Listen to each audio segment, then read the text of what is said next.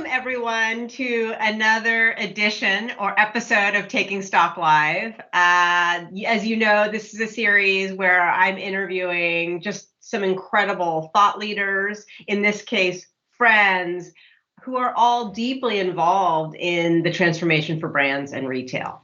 So I have to admit, I have been really looking forward to this interview because I get to interview someone who I consider not only a maven and a dear, dear friend, but someone who is one of the most innovative and creative and close to the consumer people I know I've ever worked with in my entire life. So huge welcome to Gabrey Means, who I knew first as Gabrey Croft, who is the co-owner and founder of Grow Marketing. So Gabrey, and it's going to be hard for me not to call you Gabs. Let's maybe start a little bit about, if you want, any of our history that you want to share, and then we'll get into what Grow Marketing is. Sure. Well, that is awesome. So thank you, Shell, for inviting me. I'm so excited. Anytime I can spend time with you, I love it. So you and I were babies at the Gap 5 million years ago. It was like 25 years ago, we were clip-clopping down the hall and, one Harrison, two Harrison. And I started there as, it was such an exciting time for the Gap. Mickey Drexler was still there. They had just launched Old Navy. Gap Khaki Swing was happening. They had bought Banana Republic, which is where you and I met. And Jean Jackson was our fearless leader, and she was so impressive and amazing. But I basically came from New York to run Experiential and really help the brand think about what connection in the real world meant for the brand with their most loyal consumers. So started there, and you and I, that's where we were babies together.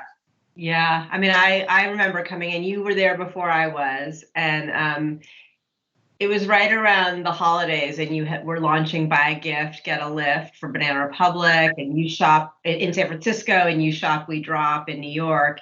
And you were really out there in the front of really connecting brands to community and doing things that were just different than sort of Condé Nast, which is where you had come from, of just running ads. So it was incredible to see you at play. Do you want to share a little bit about then how that transitioned to Grow? Yeah, so you lived it. So yeah, I mean, I feel like I had such a great learning ground within the halls of Gap Inc.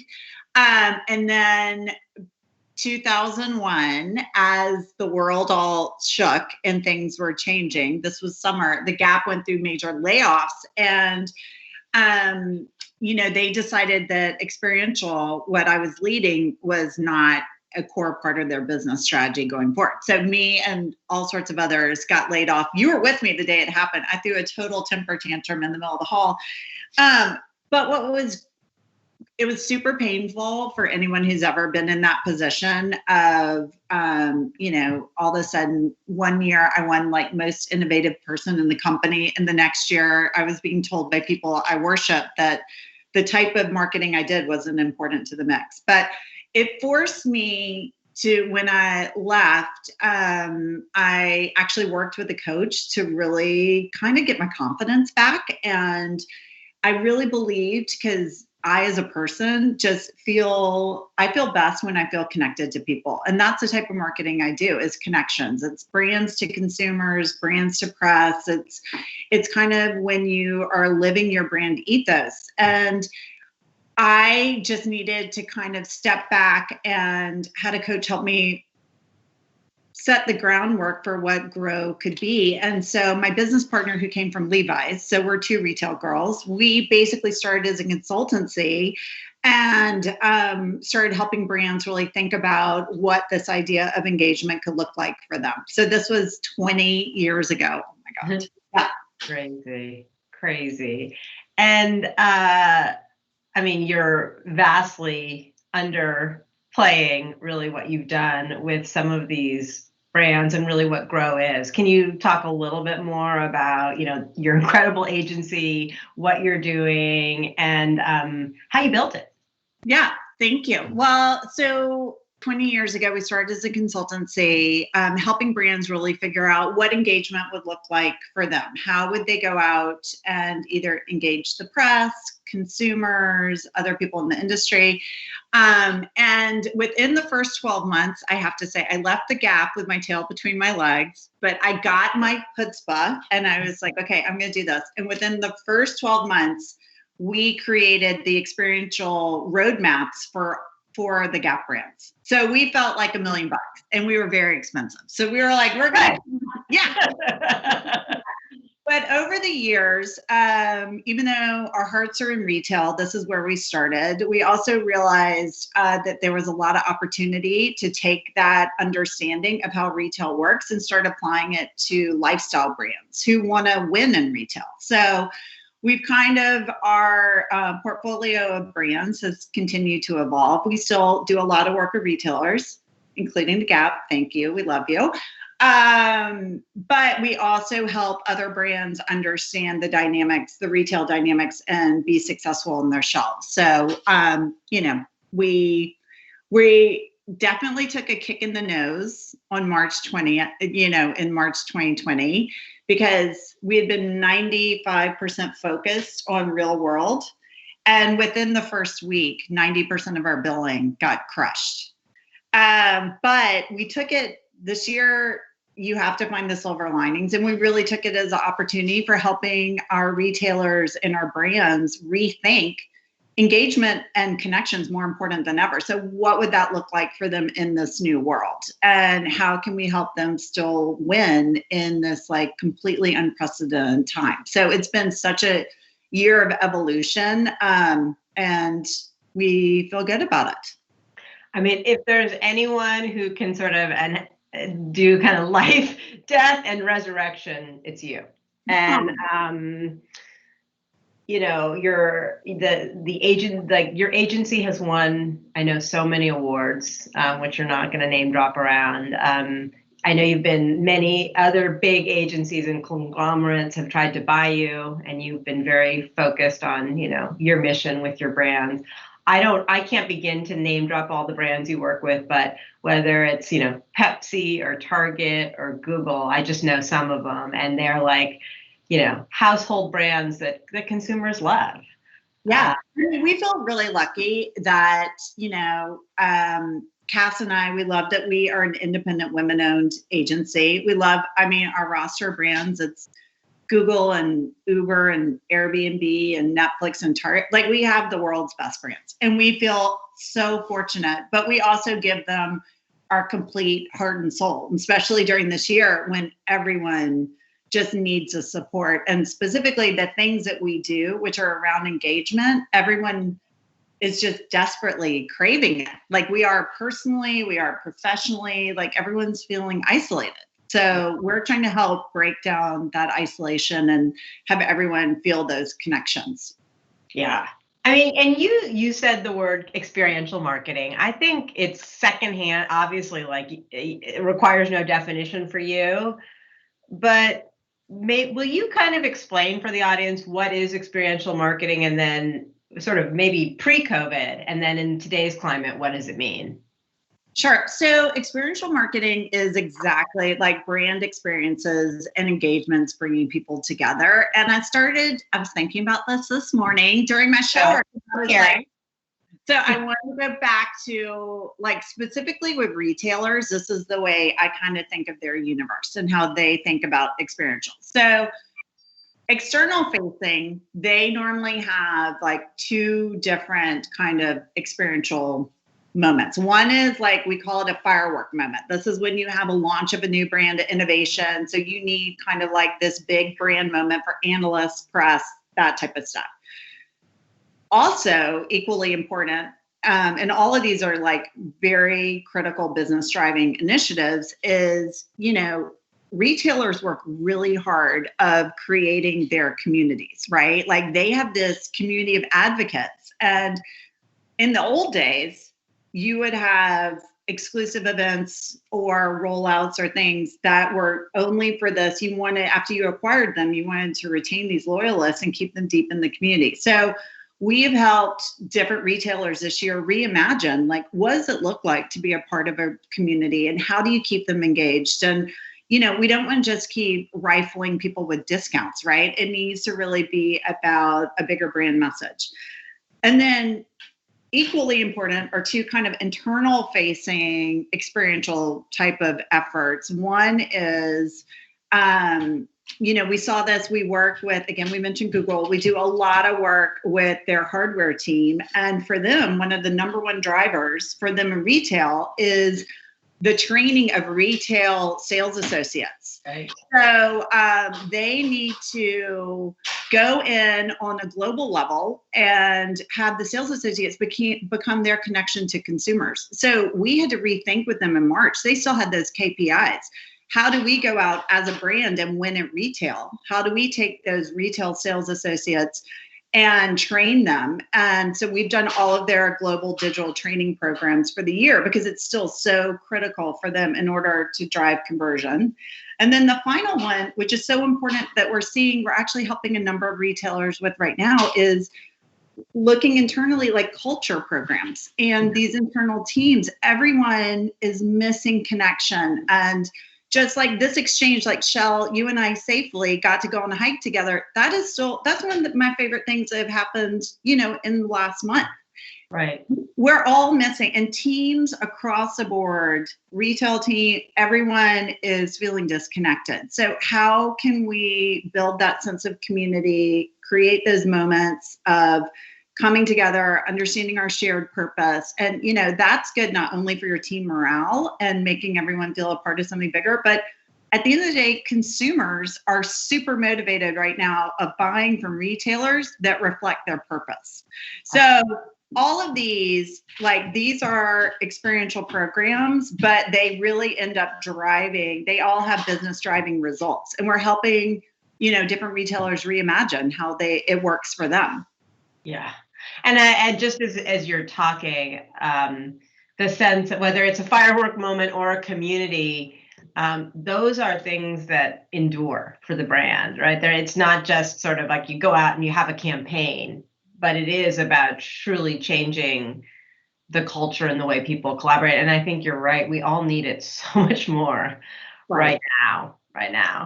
Another thing that you've always stood for in my mind is authenticity. Oh. And I think in addition to community, that's something that people are really looking for right now. And they have more time to understand authenticity than they ever had. You know, talk a little bit about how you're thinking about it, especially in this sort of digital first world. Well, I think what we're seeing right now is there is a whole range of ways that brands are producing. So you are seeing, you know, broadcast level production happening. I'm not going to use any names, but like there are people that are filming because this content lives on. So people are treating it like a television show, and that is great. But then what I love that's been emerging is this more authentic, like even this, like, right. And me seeing your gorgeous boys behind you and seeing you as you. And like, to me, this is such a silver lining of things that have happened, you know, during this odd year, is that we've all said, like, perfection is not what it's all about anymore. Like, we want that human to human connection. I want to know, like, where'd you get that artwork? And oh my God, I love like seeing you in your natural habitat. Like, all of these things are really beautiful outcomes of a shitty bad year. And I don't think it's going to go away. I think actually when I see the future for retailers and everyone within the experiential space, I think we're going to have the best of both worlds. Like, in the real world, people getting together, energy exchange when it's safe because people crave it. Yeah. Right. But also all of these amazing things have come out of this digital first life that we're living, which are, you know, creating content that feels really real and human and not overproduced, and having this library so that there's more access. Like, people could watch this no matter where they are. It doesn't have to be like, this will live on. So I do think there are going to be some great evolutions to what experiential looks like that is going to be this kind of hybrid approach going forward. Yeah, I couldn't agree more. And to your point on sort of the authenticity, I've found, like, even just looking at your beautiful wallpaper, if you're going to comment on that, I think I found some of my connections in business with people I don't really know, and customers, honestly, that I get on the phone with, and maybe we're in the bottom of a compete, and then we just have a conversation and talk about their wallpaper, or the kid popping in because the printer's going off, and it's added a whole new dimension that would have never happened if I had flown to go see the customer for a meeting with an agenda and a bunch of PowerPoint slides. Right. I'm sure you just heard my teenager helping herself to something in the kitchen. I did. As if I'm not sitting here doing work. But this is where we are. And I have to say, like, I think folks that have been fighting against this, like, digital first time, we have to really recognize it. Like, little moments of joy when they pop up, we got to grab them. And to me, this authentic time where people can really be themselves and show their humanity, and we're all suffering. No one's feeling like $1,000,000. Everyone's doing the best they can. Everyone has different challenges. And the more that we can support each other and just see each other for who we are, I also think it makes the work better. It makes it all feel more worth it. Yeah, absolutely. Sort of back to this idea of training and kind of, I think you and I have always both believed, having grown up in retail, that you're kind of only as good as the people who are on the sales floor and your call center really feel the power of your brand and the authenticity of your brand. And when brands are no good, they sort of rot from the inside out, right? Yeah. So you guys have done a ton in this sort. You sort of started more as like the experiential side, but you've done a lot of this training side now. Well, I think what you just said is really important, is that it's the unsexy. So people don't pay attention to it, but it is the number one business driver. I mean, we see this a lot with the tech companies that we work for, that they are really dependent on the sales associate, the retail sales associates, basically being their voice and educating to the consumers and being that connection. So for us, we're like, it is so critical, and it deserves just as much attention as what you would be doing going towards consumers, because this is a really critical audience who can make a difference to your business. So, we have done a lot of this work. Again, back to like innovations during this digital first time, is the way brands would normally do it with retailers is, the big box retailers, the Targets, the Home Depots, they basically host these huge events where brands would come and you would be able to showcase your products and educate they would bring their best of the best sales associates. That's the way it was until March.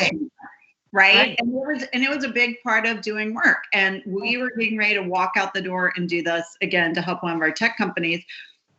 And it all went apart. But what we realized is we really quickly were able to come up with a digital approach where we created on a global level a digital strategy for all of their countries, not just US, like all of their countries, to actually take the same template and learn how to self-produce consistent training programs. So again, they had more reach and access. So that's been amazing. And then simultaneously, we have been producing these live stream training events for them that, again, normally we'd be going to Vegas for Home Depot and doing right. And it would be great because you have that one-on-one exchange.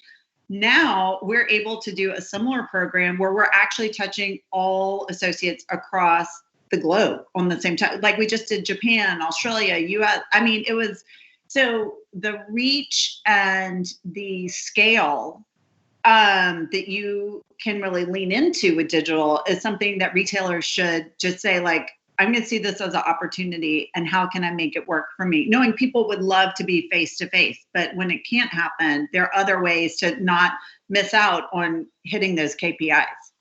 Absolutely. I mean, that, and you're completely encapsulating something I heard last week from the COO of IKEA, who has such an amazing culture. And he was saying exactly what you're saying, Gabrey, which is they sort of took their leadership conference, that was obviously where they flew everybody in, and did it all digitally. And they were able to actually have deeper conversations around things that were incredibly pressing to they call them coworkers, like diversity and inclusion, which, kind of would have never made it to the agenda kind of pre-digital communities. So I do think that there's a way in which, if we think about it right, that this can create a democratization of some of those events and those experiences, so it's not such a pyramid. Yeah, that's a perfect way to say it. It's true. It's about access. That's what we're all getting in this digital first time. Yeah. So you are in the process, I know, because on that I got to hear a little bit about it, like kind of reinventing yourself, reinventing what grow marketing means. What's next, or where's this all going? I mean, what is next? Well, like making lunch, because people keep emerging in my kitchen, as you're hearing. No, I think for us, obviously, we are going to keep helping all of our brands and our retailers figure out how best to take advantage of all the bright spots the digital first is allowing them, whether it's culture, like 50% of our work right now is helping people with culture programs, because everyone is feeling really overwhelmed going into winter. So, and that is something that we're really passionate about. So I am excited to do that work because everyone wants to feel a connection. But another, we're just constantly rethinking, like, how can we meet the urgency of the time in the way that our brands need, and get them quick and thoughtful thinking, knowing that all the plans before March 2020 are gone. So we all had to start fresh. And also we keep learning and evolving. So everything, like all of that, like drawn out kind of cycle of like rehashing and rethink, it doesn't work anymore. Like things have to happen quickly. It's all about speed and being able to adapt. And we're helping our brands try to think it through. I'll ask one last thing before I let you go, which is you have pulled together this incredible group that I'm privileged to be a part of called the Sage. Is it the Sage Ladies or the Sage Girls, or is it just Sage Days? Well, Sage Days is the name of when we do our retreats, but we call them the Sage Ladies. Yeah. Okay.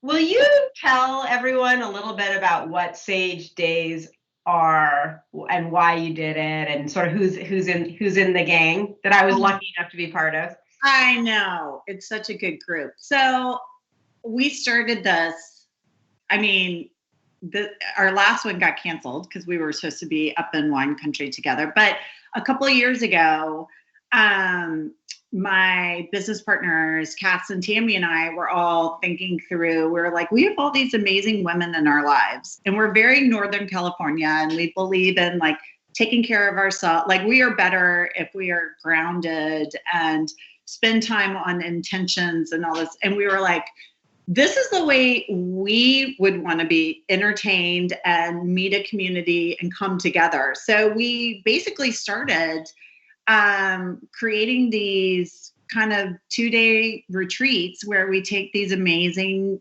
CMO, C-level women who all have, like, they have to be, I keep saying they have to be able to sit in the boat together. Like we really curate this awesome group of women who we kind of go away and we spend half the time, really taking care of ourselves and reflecting on like what we need for ourselves. But then it's about leadership and coming together. And really out of it has been created this amazing community. So you and I, like, whether it's Laura Balash, who's the CMO over at Intuit, or Deirdre Finlay, CMO at Continent, like we've had amazing women in the group. And I think we all really support each other and care for each other. And that is something that I really cherish. And especially during this time, everyone just keeps kind of popping up. So that is something that I'm looking forward to, is when all of us can get in our robes, because we always wear robes together, like get in our robes. Some of us never get out of the robes, right? Never get out of the robes. Maybe there's a little drinking and a little of this and a little of that. Like, I just am looking forward to that kind of downtime with these amazing, inspiring women. So that's on my list. I hope we can do that soon. Well, I'm so incredibly grateful to you for creating that group. It is like a network that, like you said, not just about professional stuff, but really like life stuff. And I think, we've watched many of us change careers and reinvent ourselves. And it's just, for everyone watching, I would just encourage sort of that kind of creating that community for yourself around like-minded people that can help you, not just in a specific question, but experience the journey. So Gabrey, anything else you want to make sure and say before I bring us home and wrap us up? No, Shell, you're so sweet for including me. You are such a doll. And I have to say, I read your LinkedIn article where you were talking about your lessons from COVID. And this is why you are such an inspiration to me, is you really do, your humanity always shows. And I love it. Like whether it's a little bit of mustard maybe on the cheek, or it's like those tiny, awesome imperfections, like your big brain. And also you are always Shell. And you're a 1 in a million. And I find you just a complete inspiration, and I adore you. Well, it is a complete mutual admiration society. And before I get teary, and as you said that, I'm looking down at my garbage can that's full of, Diet Cokes and food. And so don't be deceived by any glamour, all of you out there watching. But a huge thank you to you, Gabrey, for joining me today. And for all of you who tuned in, I hope you had just a fraction as much fun as I did today. And I hope you'll keep coming back. We've got more great episodes coming with incredible thought leaders like Gabrey. So keep watching the schedule, keep tuning in, and we can't wait to bring you more. Thank you.